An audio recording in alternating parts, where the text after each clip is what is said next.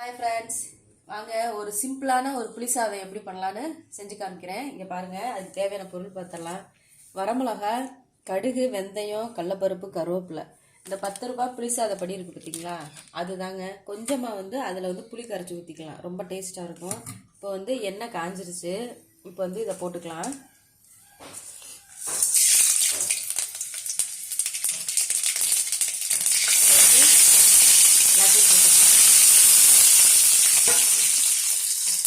இதை இப்போ போட்டு இப்போ பொரிஞ்சோனைய இந்த புளிசாதப்பொடி இருக்குது பார்த்தீங்களா, இதை அந்த எண்ணெயோட சூட்லேயே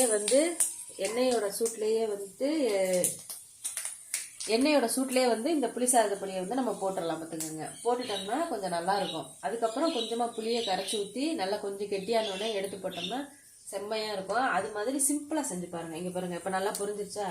இப்போ இதை போட்டுடலாம். இப்போ நம்ம இது கொஞ்சம் எண்ணெயிலே கொஞ்சம் இதாகிட்டு இருக்கும். அதுக்கப்புறமா இந்த புளி சாதத்தை நம்ம ஊற்றிக்கலாம்.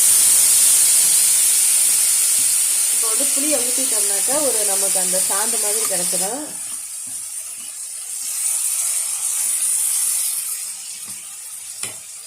அதுக்கப்புறம் அந்த புளியை ஊற்றி நல்லா கொதிக்க விட்டுலாங்க.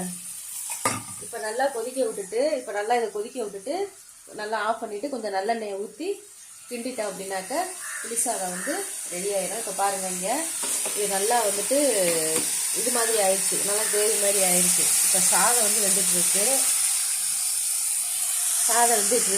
இப்போ அந்த சாதத்தை வடிச்சிட்டு நம்ம இந்த புளி சாதத்தை போட்டு கிண்டி பசங்க கொடுத்துடலாம். இதை பிடிச்சிருந்துச்சு அப்படின்னாக்கா லைக் பண்ணுங்கள், ஷேர் பண்ணுங்கள், சப்ஸ்கிரைப் பண்ணுங்கள். பாய்.